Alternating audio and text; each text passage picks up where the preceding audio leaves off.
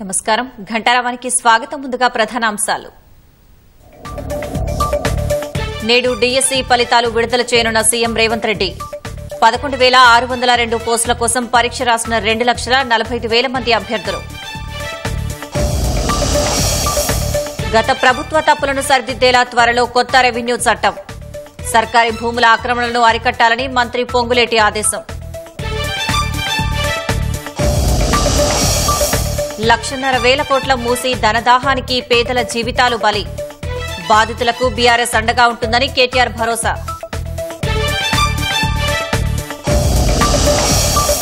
నెయ్యి సరఫరా టెండర్లు అర్హతలపై రెండో రోజు సిట్ విచారణ. టీటీడీలోని బాధ్యులు ఏఆర్ డైరీ సంస్థకు నోటీసులిచ్చే అవకాశం. జమిలి ఎన్నికల దిశగా కేంద్ర ప్రభుత్వం కీలక అడుగులు. 2 రాజ్యాంగ సవరణలు సహా 3 బిల్లులు తెచ్చేందుకు సన్నాహాలు.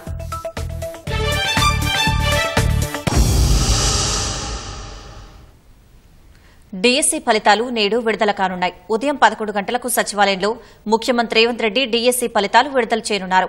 ప్రభుత్వ పాఠశాలల్లోని 11,602 ఉపాధ్యాయుల పోస్టుల భర్తీ కోసం మార్చి 1న విద్యాశాఖ నోటిఫికేషన్ జారీ చేసింది. జూలై 18 నుంచి ఆగస్టు 5 వరకు జరిగిన డిఎస్సి పరీక్షలకు రాష్ట్ర వ్యాప్తంగా 2,45,000 మంది అభ్యర్థులు హాజరయ్యారు. పరీక్ష జరిగిన 56 రోజుల్లోనే ఫలితాలను వెల్లడిస్తున్నట్లు విద్యాశాఖ పేర్కొంది.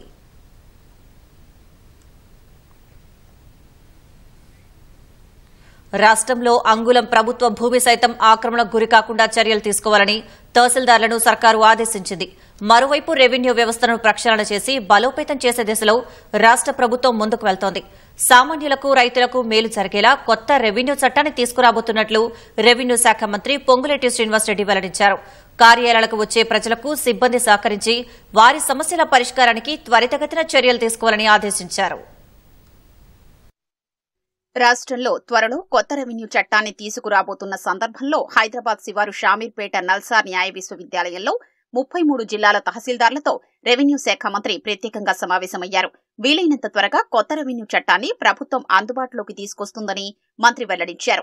గత ప్రభుత్వం రెవెన్యూ వ్యవస్థను దుర్వినియోగపరిచిన విధానాన్ని, జరిగిన తప్పుల్ని సరిచేసి రెవెన్యూ వ్యవస్థను ప్రక్షాళన చేస్తామన్నారు. శాఖను మరింత బలోపేతం చేసే దిశగా పటిష్టమైన విధానాన్ని రూపొందిస్తున్నట్లు మంత్రి తెలిపారు. సామాన్యులకు రైతులకు మేలు జరిగేలా కొత్త రెవెన్యూ చట్టాన్ని తీసుకురాబోతున్నామని, ఇందుకు తాము చేస్తున్న కసరత్తు చివరి దశకు చేరిందన్నారు.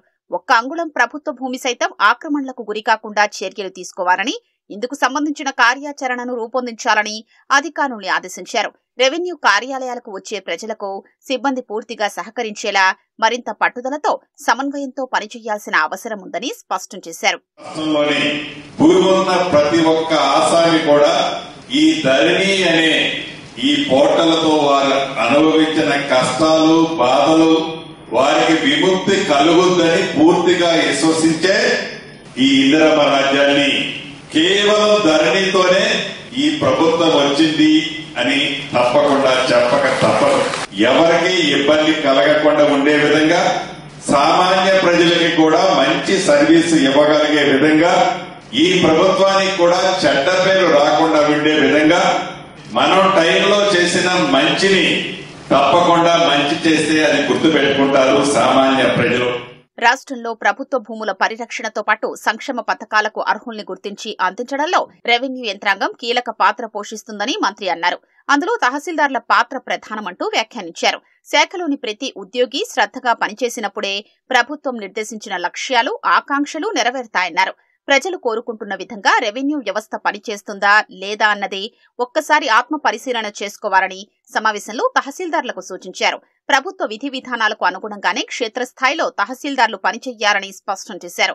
కలెక్టర్ నుంచి అనుమతి తీసుకున్న తరువాతే తహసీల్దార్లపై కేసులు నమోదు చేసేలా డీజీపీతో చర్చించి త్వరలో ఉత్తర్వులు జారీ చేస్తామని ఉద్యోగులకు మంత్రి హామీ ఇచ్చారు. అలాగే రెవెన్యూ సిబ్బంది కోసం హైదరాబాద్లోనూ శిక్షణ కేంద్రాన్ని ఏర్పాటు చేస్తామని వెల్లడించారు. గత ప్రభుత్వం హడావిడిగా మండలాల సంఖ్యను పెంచినా అందుకు తగినట్లుగా కార్యాలయాలు, మౌలిక వసతులు ఏర్పాటు చేయలేదని మంత్రి పేర్కొన్నారు. అవసరమైన సిబ్బందిని నియమించి వసతుల్ని కల్పించడంతో పాటు రెగ్యులర్ స్టాఫ్, పదోన్నతులు, కోర్టు ఖర్చులు, అద్దె భవనాలు, అద్దె వాహన బకాయిలు, ఇతర అన్ని సమస్యల్ని పరిష్కరిస్తామని మంత్రి హామీ ఇచ్చారు.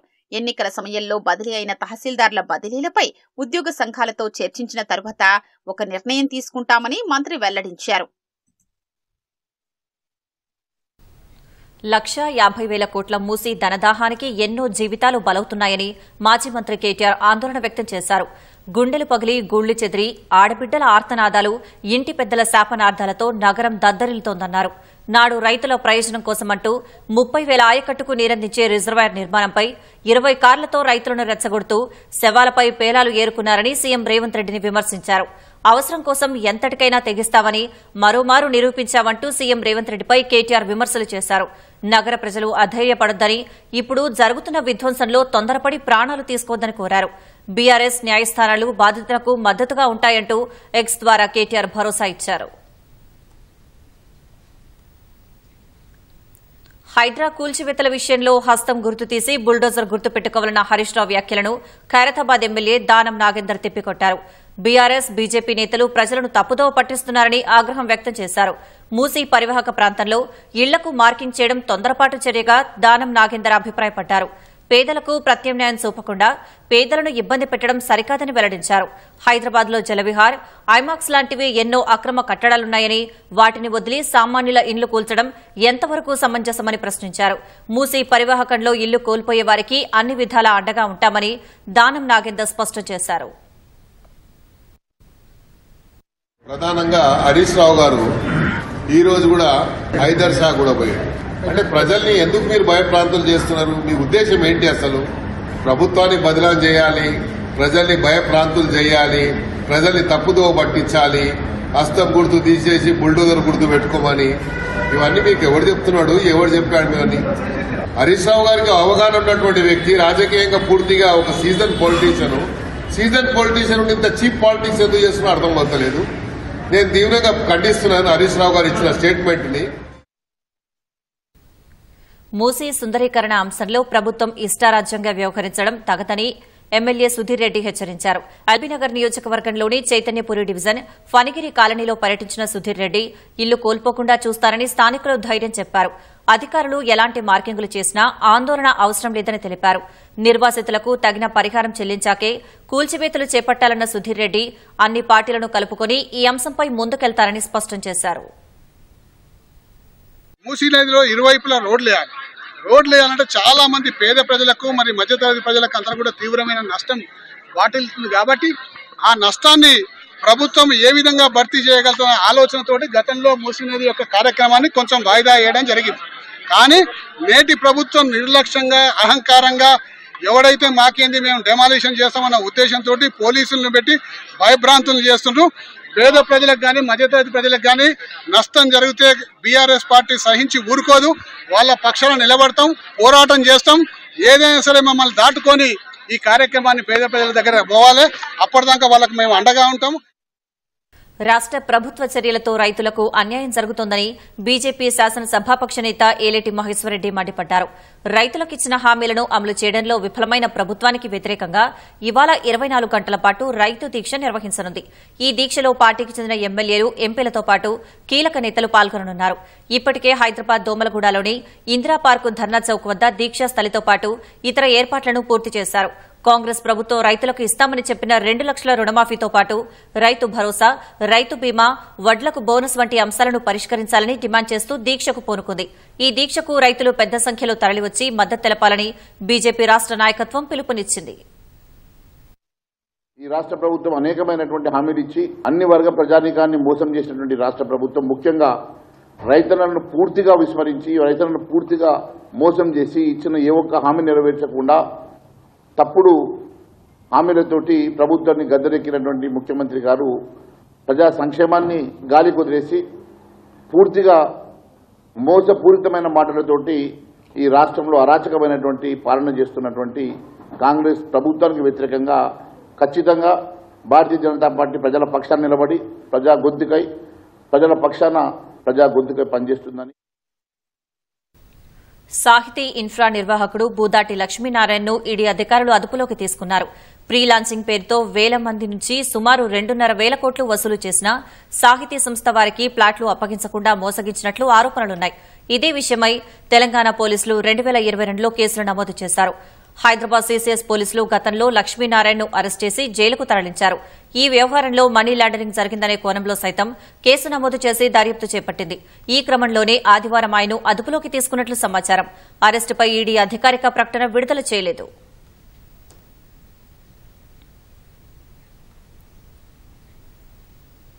హైదరాబాద్ పాతబస్తీలో జరుగుతున్న ముజ్రా పార్టీని భగ్నం చేసిన పోలీసులు 12 మందిని అదుపులోకి తీసుకున్నారు. బండ్లగూడ పోలీస్ స్టేషన్ పరిధిలోని lake view hills, Gouse Nagar ప్రాంతంలో ట్రాన్స్జెండర్లతో కలిసి అశ్లీల నృత్యానికి పాల్పడుతున్నట్లు గుర్తించారు. అరెస్టైన వారిలో 4 ట్రాన్స్జెండర్లు, 8 మంది పురుషులున్నట్లు తెలిపారు. కాగా మిగతా వాళ్లు వారితో అశ్లీల నృత్యానికి పాల్పడుతున్నట్లు గుర్తించారు.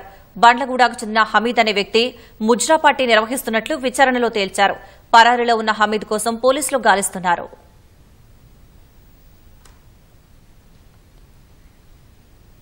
ఉపాధ్యాయులే రేపటి తరాలకు మార్గనిర్దేశకులని Nizamabad urban rural MLA Suryanarayana Bhupathi Reddy వెల్లడించారు. నిజామాబాద్లోని ఓ ఫంక్షన్ హాల్లో Telangana recognised school management association ఆధ్వర్యంలో జిల్లాలోని 125 మంది ఉత్తమ టీచర్లకు అవార్డులు అందించారు. గురువులు ఉత్తమ ప్రతిభ కనబర్చడంతోనే మంచి ఫలితాలు వెలువడుతున్నాయని శాసనసభ్యులు తెలిపారు.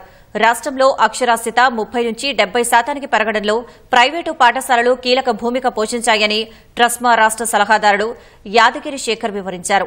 విద్యార్థుల డ్రాపౌట్లు తగ్గించి విద్యార్థులను చదువువైపు మళ్లించిన ఉపాధ్యాయులకు ఏటా అవార్డులు అందిస్తామని వెల్లడించారు.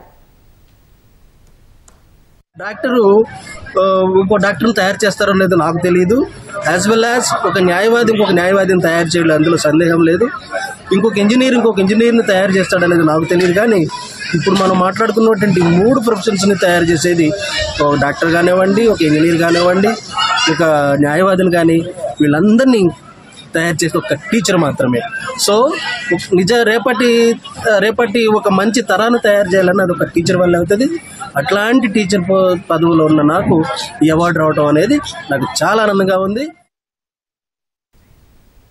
తిరుమల లడ్డూ తయారీలో కల్తీ నెయ్యి వినియోగంపై ఏర్పాటైన సిట్ 2వ రోజు దర్యాప్తును ముమ్మరం చేసింది.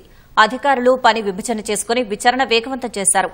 టీటీడీ ఈవో శ్యామలరావుతో భేటీ అయ్యి నెయ్యి సరఫరా టెండర్లపై ఆరా తీశారు. ప్రొక్యూర్మెంట్ జీఎంకు పలు ప్రశ్నలు సంధించి సమాధానాలు రాబట్టారు. తిరుమల శ్రీవారి లడ్డూ ప్రసాదం తయారీకి కల్తీ నెయ్యి సరఫరా చేసిన వైనంపై గుంటూరు రేంజ్ ఐజీ సర్వశ్రేష్ఠ త్రిపాఠి నేతృత్వంలోని సిట్ దర్యాప్తును వేగవంతం చేసింది. 2వ రోజు ఆదివారం సభ్యులంతా సమావేశమై ఎవరెవరు ఏ అంశాలు విచారించాలో బాధ్యతలు పంచుకున్నారు. కల్తీ నెయ్యి సరఫరాకు సూత్రధారులు, పాత్రధారులపై క్రిమినల్ కేసులు నమోదుకు సిద్దమవుతున్నారు. ఏఆర్ డైరీకి టెండర్లు అప్పగించడం సహా సరఫరా చేసిన నెయ్యి నాణ్యతపై అన్ని కోణాల్లో పరిశీలిస్తున్నట్లు సిట్ అధిపతి సర్వశ్రేష్ఠ త్రిపాఠి తెలిపారు.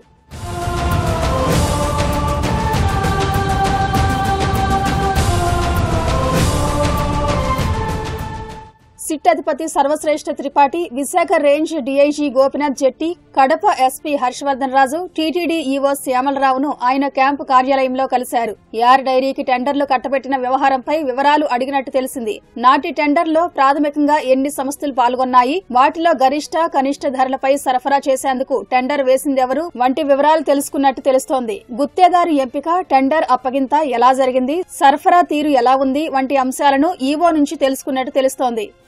అనంతరం సిట్ అధికారులు ప్రొక్యూర్మెంట్ జీఎం మురళీకృష్ణను పోలీస్ అతిథి గృహానికి పిలిపించి వివరాలు సేకరించారు. సాధారణంగా టెండర్ ప్రక్రియ ప్రారంభించాక సాంకేతిక బిడ్లలో అర్హత సాధించేందుకు అవసరమైన ఫైళ్లను అందించారా లేదా అని ప్రశ్నించినట్టు తెలిసింది. ఆర్థిక బిడ్లకు వెళ్లే ముందు టెండర్లలో పాల్గొనే సంస్థలను పరిశీలించాకే ఆమోదం తెలపాల్సి ఉందని, అప్పుడు ఏఆర్ డైరీ సంస్థను పరిశీలించి నివేదిక ఇచ్చిందెవరో జీఎంను అడిగినట్టు తెలుస్తోంది. L1 గా వచ్చిన సంస్థకు పూర్తి స్థాయిలో నెయ్యిని కట్టబెట్టే ముందు L2 కూడా అదే ధరపై సరఫరాకు ముందుకొస్తే 65:35 ప్రాతిపదికన కట్టబెట్టే పద్ధతి ఉందా అని ప్రశ్నించినట్టు తెలుస్తోంది. ఒకవేళ ఉంటే కిలో నెయ్యి 319 రూపాయలకు ఇచ్చేందుకు మరే సంస్థనైనా ముందుకొచ్చిందా, టెండర్లు పిలిచినప్పుడు మార్కెట్లో స్వచ్ఛమైన ఆవు నెయ్యి ధర ఎంతుందో పోల్చి చూశారా వంటి ప్రశ్నలు అడిగి వివరాలు తెలుసుకున్నారు. టెండర్లలో ఏఆర్ డైరీ సంస్థ తొలుత ఎంతకు కోట్ చేసింది, రివర్స్ టెండరింగ్ తర్వాత ఎంత తగ్గించింది తదితర ప్రశ్నలు వేసినట్టు తెలుస్తోంది. మొత్తంగా ఈ సంస్థకు నెయ్యి సరఫరా కాంట్రాక్ట్ ను కట్టబెట్టడం వెనుక ఎవరి ప్రయోజనాలు దాగున్నాయో ఆరా తీసిన సిట్ దర్యాప్తులో వేగాన్ని పెంచింది. మార్కెట్లో కంటే తక్కువ ధరను కోట్ చేసినప్పటికీ టీటీడీ ఉన్నతాధికారులు ధర్మకర్తల మండలి ఎందుకు ఆమోదించిందో తెలపాలంటూ సంబంధీకులకు తాకీదులు పంపించే ఆస్కారం ఉంది. యార్ డైరీకి కూడా నోటీసులు ఇవ్వనుంది. ప్లాంట్ సామర్థ్యం, నెయ్యి తయారీ విధానాలను ప్రత్యక్షంగా పరిశీలించనున్నట్టు తెలిసింది. అతివలను అన్ని రంగాల్లో ముందుకు నడిపించేందుకు ప్రభుత్వాలు ఎంతో కృషి చేస్తున్నాయి. ఈ క్రమంలోనే స్వయం సహాయక సంఘాల మహిళలు తయారు చేసిన వస్తువులకు మార్కెట్ సదుపాయం కల్పించేందుకు, వారికి చేయూతనిచ్చేందుకు సరస్ ఫెయిర్ను హైదరాబాద్ పీపుల్స్ ప్లాజాలో ఏర్పాటు చేశారు. 10 రోజుల పాటు సాగే ఈ కార్యక్రమంలో దేశంలోని వివిధ రాష్ట్రాల నుంచి వచ్చిన మహిళలు తమ ఉత్పత్తులను ప్రదర్శించి అలరిస్తున్నారు. స్వయం సహాయక సంఘాల ఉత్పత్తులకు మహిళలకు చేయూతనిచ్చేందుకు గ్రామీణ పేదరిక నిర్మూలన సంస్థ ఆధ్వర్యంలో హైదరాబాద్ పీపుల్స్ ప్లాజాలో సరస్ పేరుతో ప్రత్యేక మేళా నిర్వహిస్తున్నారు. సెప్టెంబర్ 27వ తేదీ నుంచి అక్టోబర్ 7 వరకు జరిగే ప్రదర్శనను గ్రామీణాభివృద్ది శాఖ మంత్రి సీతక్క ప్రారంభించారు. దేశవ్యాప్తంగా అన్ని రాష్ట్రాలకు చెందిన సుమారు 500 మంది ఇందులో పాల్గొన్నారు. చేనేత, హస్తకళ, వ్యవసాయ రంగ నైపుణ్యతల్ని ఒకే వేదికపైకి తెచ్చేలా నిర్వహిస్తున్నారు. ఆదిలాబాద్ డోక్రా లోహపు బొమ్మలు, పోచంపల్లి ఇక్కత్, గద్వాల్ పట్టు, జగిత్యాల హెర్బల్స్, జనగాం మసాలాలు, సిరిసిల్ల చేనేత, మెదక్ మిల్లెట్స్, కొండపల్లి కొయ్య బొమ్మలు, బీహార్ లక్కగాజులు, బెంగాల్ జూట్ ఉత్పత్తులు, రాజస్థాన్ రాతి, చెక్క బొమ్మలు ఇంకా ఇతర కళాకృతులు మేళాలో ప్రదర్శించారు.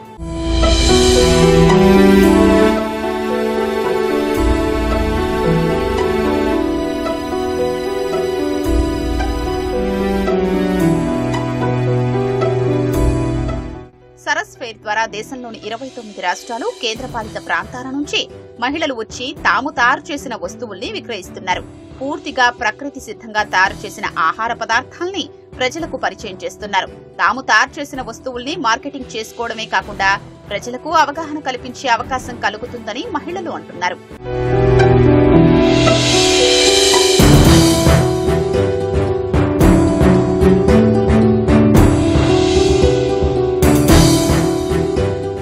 ఈ లైన్ డ్రాయింగ్ ద్వారా, స్కిమాటిక్ డ్రాయింగ్ ద్వారా మా కల్చర్, మన సంస్కృతి మొత్తం పెయింటింగ్ ద్వారా రూపంలో దాంట్లోనే ఇమిడి ఉంచి తెలియజేస్తుంది. ప్రతి పెయింటింగ్ కూడా అంటే పెయింటింగ్స్ ఎవరో ఒకరు కొంటారు, ఎప్పుడో ఒకసారి సేల్ అవుతాయి. ఇక్కడైతే అందరూ పెయింటింగ్ పై మక్కువ ఉన్న వాళ్ళు వస్తారు కదా, వాళ్ళ ద్వారా కూడా మాకు ఎక్కువ సేలింగ్ అవుతున్నాయి పెయింటింగ్. జూట్ ఏంటంటే ప్లాస్టిక్ సంబంధితమైనది కాదు కాబట్టి దీని ద్వారా ప్రకృతికి ఒక ఈకో ఫ్రెండ్లీ లాంటి ఒక జూట్ కాబట్టి అందరికీ ఇంపైన విధంగాను, అందరికీ ఇష్టపడే విధంగాను మేము బ్యాగ్స్ స్టిచ్చింగ్ చేస్తాము. పొల్యూషన్ని తగ్గించాలంటే ముందు మనిషి ఆరోగ్యంగా ఉండాలి. ఆరోగ్యవంతమైన సమాజం కోసం చిన్నపిల్లలు, పెద్దలు అందరి కోసం ఈ జలుబు, దగ్గు, కఫం అనేది న్యాచురల్గా తగ్గించుకోవాలి. తగ్గించుకుని తర్వాత మనిషి ఆరోగ్యంగా ఉంటే కాలుష్య నివారణ మీద మనం దృష్టి పెట్టవచ్చు. ఒక ఆరోగ్యకరమైన వెల్దీ భారతదేశం కోసం చేస్తున్న ఆశయాన్ని మీ అందరి ద్వారా మాకు ప్రజలకు చేరుతుంది. ఈ రోజుల్లో కాస్మెటిక్స్ అనేవి చాలా ప్రాధాన్యత సంతరించుకున్నాయి. ప్రతి ఒక్క కాస్మెటిక్ కూడా ఎలా అంటే కెమికల్ కాంబినేషన్స్తోనే తయారవుతున్నాయి. అవి స్కిన్ మీద చాలా ఇంపాక్ట్ చూపిస్తూ ఉంటాయి తర్వాత. అలా కాకుండా ఓన్లీ న్యాచురల్గానే కాస్మెటిక్స్ డెవలప్ చేస్తే స్కిన్ ప్రాబ్లమ్స్ రాకుండా ఉంటాయని చెప్పి మేము కాస్మెటిక్స్ మీద ఫోకస్ చేసి డెవలప్ చేసాము. పబ్లిక్కి మాకు కూడా ఇలాంటి ప్లాట్ఫామ్స్ రెగ్యులర్గా ఉండడం వల్ల చాలా హెల్ప్ అవుతుంది. మన పిల్లలకు దవాఖానలో తీసుకుపోయినా కూడా రక్తం తక్కువ ఉంటుంది. చూస్తే లావుగా కనిపిస్తారు కానీ రక్తం అయితే తక్కువ ఉంటుంది. దీన్ని చేయగలుగుతారు. ఎందుకంటే మునుపటి కాలంలో ఇది సారదీసి తాగితే మొక్కల నొప్పులు ఉండకపోవచ్చు, అన్నీ ఆరోగ్యంగా ఉండేవాళ్ళు. అది అసాని దమ్ లెక్క ఉంటారు. ఆ దమ్ము కూడా కంట్రోల్ చేస్తుంది ఇది ఇప్ప పువ్వు. అంటే సరేలే నేను చేస్తాను ముందుకొచ్చి నేను చేస్తున్నా. ప్రస్తుత కాలంలో సహజ సిద్ధ పద్ధతిలో తయారు చేసిన వస్తువులు దొరకాలంటే కష్టమైపోతోందని, ఇలాంటి వేదికల ద్వారా అన్ని వస్తువులు ప్రజలకు అందుబాటులోకి వస్తున్నాయని జనం హర్షం వ్యక్తం చేస్తున్నారు. ఫుడ్ ఐటెం కానీ ఆ కుండలు అన్ని కొత్తగా ఇక్కడ ఇన్ని రకాలు ఉంటాయని మాకు తెలియదు. ఏడ కొన్ని రకాలు ఉంటాయో ఫుడ్ ఐటమ్స్ అవి ఇవని అనుకున్నాం. అన్ని బాగానే ఉన్నాయి. Maximum super. ఇదే ఫస్ట్ టైం మేము ఇక్కడ రావడం. ఐటమ్స్ కూడా బాగానే ఉన్నాయి, కాకపోతే రేట్ ఎక్కువ ఉంది. ఇక నచ్చిన ఐటమ్స్ కొన్నాను. ఇక్కడ అన్ని న్యాచురల్ ఉన్నాయి కదా, మేము ఇక తినే ఐటమ్స్ సబ్బులు తీసుకున్నాం. మహిళలు కొంచెం ఎదగడానికి ఇది ఒకటి నిదర్శనం అనమాట. ఇట్లా వీళ్ళని చూస్తే ఐడియాలు వస్తాయి, ఇట్లా మేము ఎందుకు చేయలేము అన్న ఒక ఐడియా వస్తుంది. దేశం మొత్తం మీద అన్ని రాష్ట్రాల నుంచి కూడా వచ్చారు. హ్యాండీక్రాఫ్ట్స్ ఇవన్నీ ఈ ఎస్హెచ్జి నుంచి వచ్చిన మహిళలని ప్రోత్సహించడం గవర్నమెంట్ తరఫు నుంచి చాలా బాగుంది. మహిళలు మరింత శక్తివంతంగా ఎదిగేలా ప్రభుత్వాలు మరింత చొరవ తీసుకోవాలని కోరుతున్నారు. పాకిస్తాన్తో సరిహద్దుకు ఆనుకుని ఉన్న జమ్మూ కశ్మీర్లోని కుప్వారా జిల్లా కెరన్ వ్యాలీలో అక్టోబర్ 1న 3వ విడతలో భాగంగా అసెంబ్లీ ఎన్నికలు జరగనున్నాయి. 10 ఏళ్ల తర్వాత ఓటు వేస్తుండటంతో అక్కడి ప్రజలు ఉత్సాహంగా ఉన్నారు. 2021లో కేంద్రం చొరవతో కాల్పుల విరమణ ఒప్పందం తర్వాత కెరన్ లోయలో పర్యాటకం పెరిగింది. అయితే రోడ్లు, ఆసుపత్రుల వంటి మౌలిక సదుపాయాలు లేకపోవడంతో ప్రజలు తీవ్ర ఇబ్బందులు ఎదుర్కొంటున్నారు. గత ఎన్నికల్లో సరిహద్దుల్లో ఉండే తమ ప్రాంతంలో 80 నుంచి 90% పోలింగ్ నమోదైందని, అయినా ప్రభుత్వం పట్టించుకోవట్లేదని స్థానికులు ఆవేదన వ్యక్తం చేశారు. జమ్మూ కశ్మీర్లోని కెరన్ వ్యాలీ ఒకప్పుడు పాకిస్తాన్ కాల్పులు, ఉగ్ర చొరబాట్లతో అల్లకల్లోలంగా ఉండేది. నియంత్రణ రేఖకు ఆనుకొని ఉన్న ఈ లోయలో 2021లో భారత్ పాకిస్తాన్ మధ్య కాల్పుల విరమణ ఒప్పందం కుదిరిన తర్వాత పరిస్థితులు మారాయి. గత 3 ఏళ్లలో లోయలో పర్యాటకం పుంజుకుంది. దేశంలోని వివిధ ప్రాంతాల నుంచి పర్యాటకులు అక్కడి అందమైన ప్రదేశాలను చూసేందుకు వెళ్తున్నారు. పర్యాటకుల రాకతో ఆ ప్రాంత ఆర్థిక వ్యవస్థ గణనీయంగా పెరిగింది. అయితే పర్యాటకం బాగున్నా రోడ్లు, మొబైల్ కనెక్టివిటీ, ఆరోగ్య సంరక్షణ సౌకర్యాలు వంటి మౌలిక సదుపాయాలు లేకపోవడం పట్ల స్థానికులు అసంతృప్తి వ్యక్తం చేస్తున్నారు. 2019కి ముందు ఎప్పుడు ఎన్నికలు జరిగినా సరిహద్దుల్లోని ప్రాంతాల నుంచే 80 నుంచి 90% పోలింగ్ నమోదయ్యేదని పలువురు తెలిపారు. ప్రభుత్వాలు ఏర్పడతాయని, కానీ తమను పట్టించుకోరని ఆవేదన వ్యక్తం చేశారు. గతంలో ఎన్నికలు బహిష్కరించిన కొందరు ఈ దఫా ఓటు వేయడానికి ఉత్సాహంగా ఉన్నారని తెలిపారు. సరైన మౌలిక సదుపాయాలు లేకపోవడం వల్ల కెరన్ లోయ అభివృద్ధికి ఆటంకం కలుగుతోందని స్థానికులు వాపోతున్నారు. रेस्टोरेंट खुले, उसके बाद होटल्स खुली, उसके बाद टेंट वैली, मतलब जो भी आते थे यहाँ पे टेंट पे बैठते हैं. उसके बाद यहाँ पे जो बिजनेसमैन थे, ठीक, उनका भी काम चला और नई नई होटल यहाँ पे खुली, वो टूरिज्म की वजह से काम चल रहा है. रोड का डर ब्रिज से ये केरन तक इस साल तक इंशाल्लाह मत हो जाएगी. यहाँ पे नेटवर्क भी कम आ रहा है, मतलब जियो लगाया है मगर न होने के बराबर है वो, ठीक. उसके बाद यहाँ पे BSNL लगाया है मगर अभी चालू उन्होंने नहीं किया है. కెరన్ వ్యాలీలో ఆసుపత్రులు సరిగా లేవని, వైద్యులు అందుబాటులో ఉండరని పలువురు స్థానికులు తెలిపారు. రోడ్లు అధ్వానంగా ఉండటంతో గర్భిణీలను పట్టణంలోని ఆసుపత్రికి తరలించాలంటే భయపడే పరిస్థితి ఉందని చెప్పారు. हल्की रोड है, हम अपने हाथ से गाड़ी इधर आते हैं, बाकी रास्ता नहीं है. रास्ता है बिल्कुल खराब रास्ता है. तो लेडीज जो हमारा हॉस्पिटल है उसमें लेडीज डॉक्टर असल कोई भी नहीं है. इधर का है लोकल डॉक्टर. और बात ये है कि हम अगर बच्चा पैदा होना चाहे किसी लड़की को भी कुपाड़ा में जाना पड़ता है. चलते चलते कोई लड़की रास्ते में मर जाएगी. జమ్మూ కశ్మీర్లో 3వ విడత అసెంబ్లీ ఎన్నికల్లో భాగంగా మిగిలిన 40 స్థానాలకు అక్టోబర్ 1న పోలింగ్ జరగనుంది. కెరన్ లోయ ప్రజలు ఈ విడతలోనే ఓటు వేయనున్నారు. 10 ఏళ్ల తర్వాత ఓటు హక్కు వినియోగించుకోనుండటంతో వారంతా ఉత్సాహంగా ఉన్నారు. జమ్మూ కశ్మీర్లో అక్టోబర్ 8న ఓట్ల లెక్కింపు జరగనుంది. జమిలీ ఎన్నికల అమలుకు కేంద్రం కీలక పావులు కదుపుతోంది. దేశవ్యాప్తంగా ఒకేసారి ఎన్నికల నిర్వహణకు అవసరమైన 3 బిల్లులను చట్టసభల్లో ప్రవేశపెట్టనున్నట్లు తెలుస్తోంది. వాటిలో 2 రాజ్యాంగ సవరణకు సంబంధించినవిగా సమాచారం. లోక్సభ, అసెంబ్లీ, స్థానిక సంస్థల ఎన్నికలను ఒక క్రమ పద్దతిలో నిర్వహించేందుకు ఒక రాజ్యాంగ సవరణ బిల్లును రూపొందించారు. ఆ బిల్లు ఆమోదానికి కనీసం 50% రాష్ట్రాల అంగీకారం అవసరం కానుంది. ఒకే దేశం ఒకే ఎన్నిక నినాదంపై గట్టిగా నిలబడిన కేంద్రం జమిలీ ఎన్నికల నిర్వహణకు మాజీ రాష్టపతి రామ్నాథ్ కోవింద్ నేతృత్వంలోని ఉన్నత స్థాయి కమిటీ సిఫారసులను ఈ నెల ప్రారంభంలో ఆమోదించింది. కమిటీ సిఫారసు మేరకు రాజ్యాంగంలోని 82A, 83 ఆర్టికళ్ల సవరణకు మరో బిల్లును రూపొందించినట్లు సంబంధిత వర్గాలు తెలిపాయి. అదే సమయంలో శాసనసభల రద్దు, ఏకకాల ఎన్నికలు అనే పదాన్ని చొప్పించేందుకు ఆర్టికల్ 327 సవరణకు సంబంధించిన నిబంధనలు ఆ బిల్లు ఉన్నట్లు తెలుస్తోంది. దీనికి 50% రాష్ట్రాల ఆమోదం అవసరం లేదని సిఫారసులో పేర్కొన్నట్లు సంబంధిత వర్గాలు తెలిపాయి. సిపిఎం పొలిట్ బ్యూరో కేంద్ర కమిటీ సమన్వయకర్తగా ఆ పార్టీ సీనియర్ నేత ప్రకాష్ కారత్ వ్యవహరిస్తారని వామపక్ష పార్టీ ప్రకటించింది. సిపిఎం ప్రధాన కార్యదర్శి సీతారాం ఏచూరి సెప్టెంబర్ 12న మరణించిన నేపథ్యంలో ఈ నిర్ణయం తీసుకున్నట్లు తెలిపింది. వచ్చే ఏడాది ఏప్రిల్లో జరగనున్న 24వ పార్టీ కాంగ్రెస్ వరకు ప్రకాష్ కారత్ బాధ్యతలు నిర్వహించనున్నట్లు పేర్కొంది. సిపిఎం సీనియర్ నాయకుల్లో ఒకరైన కారత్ 2005 నుంచి 2015 వరకు ఆ పార్టీ ప్రధాన కార్యదర్శిగా ఉన్నారు. లెబనాన్పై ఇజ్రాయెల్ దాడుల తీవ్రత పెరిగింది. తాజా దాడుల్లో డజన్ల సంఖ్యలో ప్రజలు, హెజ్బుల్లా సభ్యులు మృత్యువాత పడ్డారు. సిడోన్, బాల్బెక్, హిర్మెల్ ప్రాంతాల్లో దాడులు జరిగాయి. యెమెన్లోని హౌతీ తిరుగుబాటుదారులు లక్ష్యంగా ఐడిఎఫ్ జరిపిన బాంబు దాడుల్లో పవర్ ప్లాంట్లు, ఓడరేవులు ధ్వంసమయ్యాయి. మరోవైపు ఇజ్రాయెల్ దాడులు మరింత తీవ్రమైన నేపథ్యంలో మధ్యప్రాచ్యంలో పూర్తిస్థాయి యుద్దాన్ని తప్పక ఆపవచ్చని బైడెన్ తెలిపారు. లెబనాన్ రాజధాని బీరూట్లో ఇజ్రాయెల్ దాడుల తీవ్రత కొనసాగుతోంది. ఆదివారం జరిపిన వైమానిక దాడుల్లో అనేక మంది మృత్యువాత పడ్డారు. సిడోన్ సిటీలో 24 మంది ప్రాణాలు కోల్పోయారు. బాల్బెక్, హెర్మెల్ ఉత్తర ప్రావిన్స్ లో ఐడీఎఫ్ బాంబు దాడిలో మరో 21 మంది మరణించారు. 47 మంది గాయపడ్డారు. పౌర నివాసాలే లక్ష్యంగా ఇజ్రాయెల్ సేనలు దాడులు చేసినట్లు తెలుస్తోంది. మృతుల సంఖ్య పెరిగే ప్రమాదమున్నట్లు సమాచారం. ఈ దాడుల్లో హెజ్బుల్లా కమాండ్ స్ట్రక్చర్ ధ్వంసమైనట్లు తెలుస్తోంది. తాజాగా జరిపిన దాడుల్లో Hezbollah central council deputy head Nabil Kaouk మరణించారు. వారం వ్యవధిలో ఇజ్రాయెల్ జరిపిన దాడుల్లో హతమైన హెజ్బుల్లా సీనియర్ నాయకుల్లో ఆయన 7వ వ్యక్తి అని తెలుస్తోంది. హెజ్బుల్లా కూడా ఇజ్రాయెల్ పై పెద్ద ఎత్తున ప్రతీకార దాడులు చేస్తోంది.